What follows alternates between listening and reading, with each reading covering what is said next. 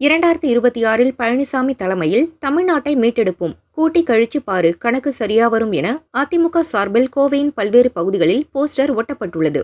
அதேபோல் திமுக சார்பில் நீட் தேர்வுக்கு எதிராக எங்கள் போராட்டம் எந்த வகையிலும் முடிவடையவில்லை, நீட் தேர்வு ரத்து செய்யப்படும் வரை போராட்டம் தொடரும் என போஸ்டர்கள் ஒட்டப்பட்டுள்ளன. போஸ்டர்களை பார்த்த வாக்காளர்கள் 2026 கலக்கப் போவது யாரு, நிலைக்கப் போவது யாரு என கூட்டி கழிச்சு பாருங்க என முணுமுணுத்தனர்.